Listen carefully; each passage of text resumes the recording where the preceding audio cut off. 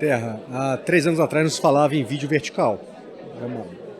E hoje o TikTok, ele já foi pautado na Fast Company algumas vezes, que ele vai matar as redes sociais da forma como foram usadas até agora, né? Então, o que a gente vê é que a inovação, ela atropela a própria inovação, né? E tentar achar respostas do que seria esse mercado de comunicação daqui a 5 anos, eu não tenho a menor ideia.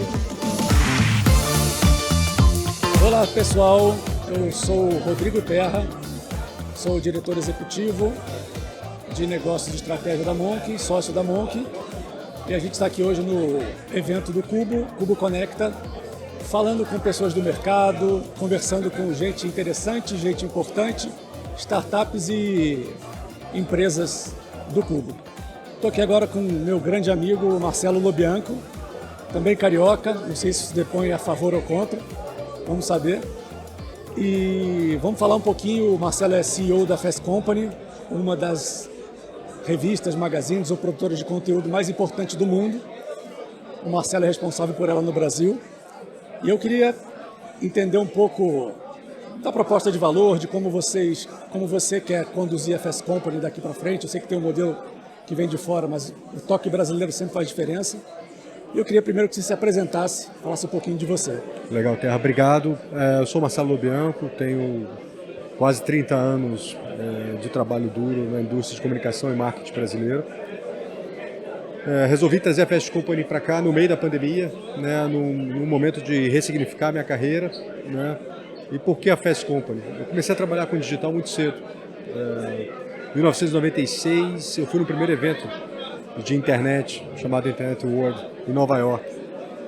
E aí, como dizia Steve Jobs, eu resolvi ligar os pontos, né, nesse momento de carreira, trazer um conteúdo, uma marca, um veículo que sempre iluminou as pautas sobre inovação, disrupção, visão de futuro. Ela falava isso na internet 1.0, né, quando era tudo mato. E aí, passado aí quase 27 anos, né, você considera que 1995 é o marco zero da internet comercial, a Fast Company se mantém fresh na liderança sobre esses temas. E eu acho que muito se deve pelo total reposicionamento da marca, né, de uma tradicional revista de negócios e inovação a uma plataforma que, além de inovação, traz temas como cultura organizacional, diversidade e inclusão, né, equilíbrio, né, crescimento sustentável, pautas grandes como ESG. E estamos aí completando 18 meses de trajetória e muito animados por ter chegado até aqui. É muito difícil empreender nesse Brasil, né, mas com certeza que a gente tem um caminho aí bacana a percorrer. Você vem do mesmo mercado que eu, mais ou menos. Eu já fui cliente, já fui agência, já fui produtora. Você também, já foi presidente de agência digital. O que você acha que tem mudado? Eu acho que o mercado mudou bastante do ponto de vista do digital nos últimos 10 anos, mas com o freio de mão puxado. E a pandemia certamente deu uma acelerada nisso. E hoje posso dizer que a gente vive num mundo totalmente diferente, porque as empresas entenderam o quanto importante é estar aqui. Então, da sua história de quase 25 anos com digital, passando por agências e negócios, como é que você vê essa mudança do ponto de vista de mercado em si? Eu comecei a trabalhar com digital na época do modem discado, né? E acho que em 2000 o Brasil tinha, sei lá, 4 milhões de internautas. E durante esses anos todos era a grande discussão entre o on e o off, quanto que o on deve representar do off, muito baseado em cima de verbas de mídia. As empresas sabiam que tinham que ter uma presença no digital, porque a empresa tem que estar onde seu cliente está, né? E a partir do momento que você hoje o digital como uma extensão da sua mão, né, no mercado publicitário, representando mais de 50% do investimento, e todas as transações, sejam elas de produto, serviço ou negócios, elas obrigatoriamente passam pelo digital. A pandemia, ela meio que desnudou as empresas que já estavam preparadas para um momento como esse, e outras que ficaram meio perdidas e tendo que aplicar a tal aceleração digital, né? Então a gente tem um momento muito singular, onde não se falava em atendimento médico à distância há 3 anos atrás. Bom, então depois desses 2 anos de pandemia, a gente começou a entender quais eram aquelas empresas que estavam efetivamente preparadas para um relacionamento 100% à distância. O e-commerce explodiu, as escolas tradicionais viram que as ferramentas de encontro, como um Zoom, não servem para um AD consistente, né? E os médicos começaram a atender à distância, que era quase que uma heresia se falado isso há 3 anos atrás. Isso são 3 exemplos básicos, né? Então eu acredito sim numa aceleração nessa transformação efetiva de negócio, né? E que passa, por isso que a gente está aqui no Cubo, das empresas que se formaram no período pré-digital, buscarem essa aceleração na aquisição, no entendimento, na aproximação no efervescente mercado de empreendedorismo brasileiro. Sim, você falou uma coisa muito importante, que toca muito aqui na minha cabeça, que é hoje o mobile e o digital são praticamente um pedaço ou uma extensão do corpo de cada um de nós. Todo mundo tem aqui no bolso agora um celular e fica quase o dia inteiro ali. Então é muito complicado conectar esse órgão novo que a gente tem, que é o celular, com comunicação em si. Existe um trabalho de dados muito consistente e que, na minha visão, poucas empresas, só talvez as muito grandes, e poucas agências têm essa complementariedade de entender com dados e levar para a comunicação. Você vê alguém apontando para isso? O que você acha desse novo modelo ou dessa nova realidade para a comunicação? Terra, há 3 anos atrás não se falava em vídeo vertical. E hoje o TikTok, ele já foi pautado na Fast Company algumas vezes, que ele vai matar as redes sociais da forma como foram usadas até agora, né? Então, o que a gente vê é que a inovação, ela atropela a própria inovação, né? E tentar achar respostas do que seria esse mercado de comunicação daqui a 5 anos, eu não tenho a menor ideia, né? Antigamente, longo prazo eram 10 anos. Exatamente. Hoje é 10 minutos. 10 minutos.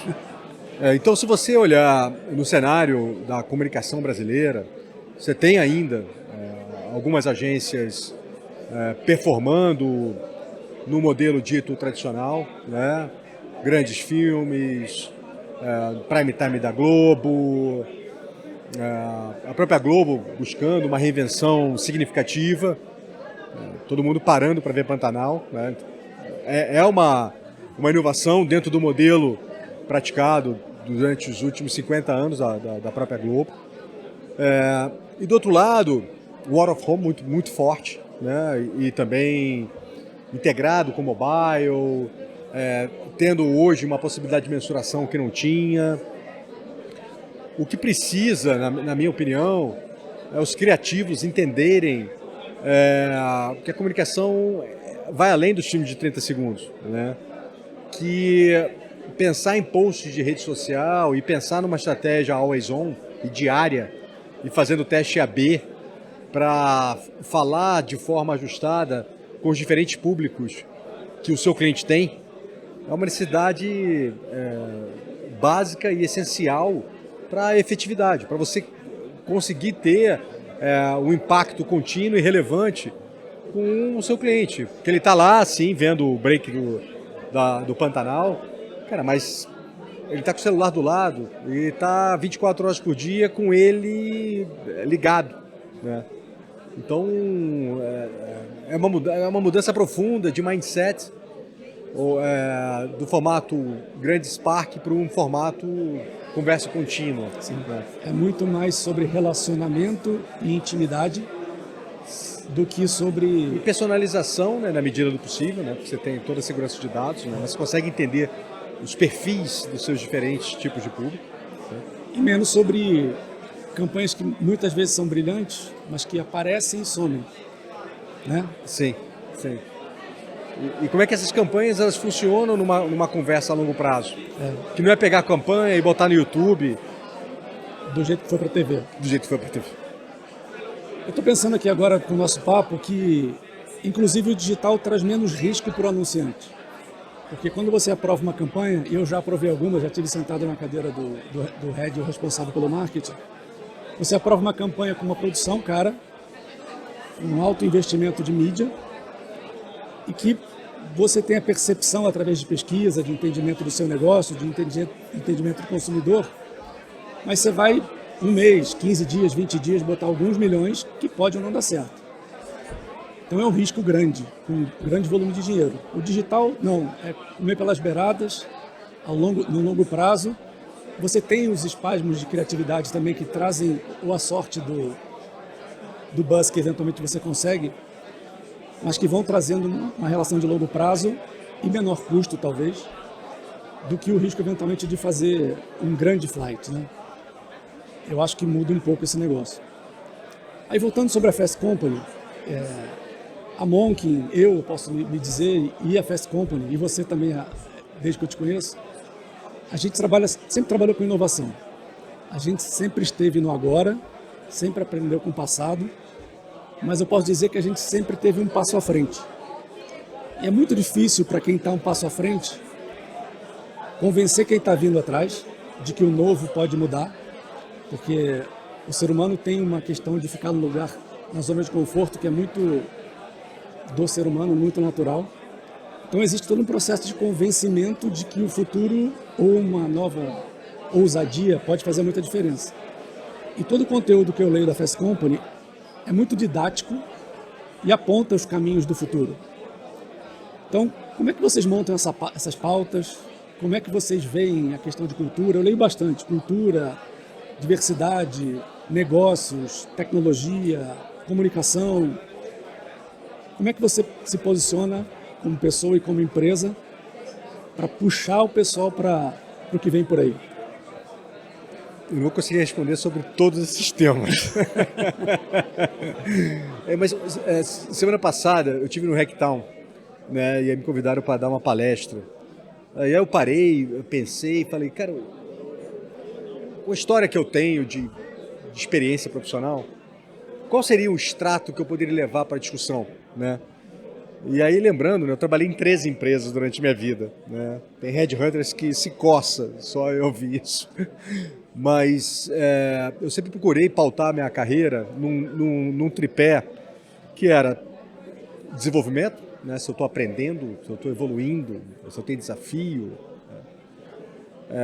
O reconhecimento, né? Que não só em dinheiro, mas em promoção, em educação. E o terceiro, work-life balance, né? Então, eu cheguei a trabalhar numa empresa que eu ganhei um stock options na frente e falaram que eu tinha que trabalhar todo feriado e todo sábado, porque se o varejo estava aberto eu deveria estar lá. E aí eu devolvi stock options e saí da empresa. E aí eu resolvi montar quase como um storytelling de carreira e levar para essa discussão, né? Por que eu estou falando isso? Porque o work-life hoje é um dos verticais da Fast Company de maior audiência. A cultura corporativa com o impacto da pandemia é quase como pegar um tabuleiro, jogar para cima e pegar as peças e remontar, né? E ela acaba dizendo que nessa nova relação, o impacto e a relação entre empresa e colaborador nunca mais vai ser igual do que foi desde a Revolução Industrial até período pré-pandêmico. Eu era um cara que não acreditava em home office, né? Então eu abria para o Q&A na empresa que eu dirigia como CEO, e as perguntas vinham e eu falava assim, cara, eu não acredito na autogestão do brasileiro, uma ignorância tremenda. Aí outro dia teve um post da própria Fast Company que ela questionava como é que se desenvolve a cultura corporativa em ambientes 100% remotos. E lá fui eu de novo, ignorantemente, falar que questionava a possibilidade de criação de cultura em empresas 100% remotas. E eu apanhei de novo. Né? Por que estou contando toda essa história? Porque eu acho que eu vivi bastante esse ambiente corporativo. Né? Peguei 13 culturas distintas. Né?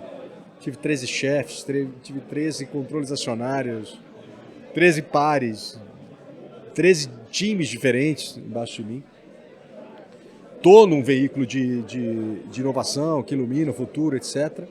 E eu não tenho as respostas. Né? Então, é um momento único que a gente está vivendo. Né? Eu acho que a aceleração ela vai ser exponencial daqui para frente. Né? Machine learning, os supercomputadores, a inteligência artificial, né? Pegando até o tema que a gente estava falando agora, os planejadores de mídia vão ser máquinas, né? Porque os dados já são, né? Os dados estão todos aí, então vai acabar aquela coisa do achismo e vai muito mais para o pragmatismo, né?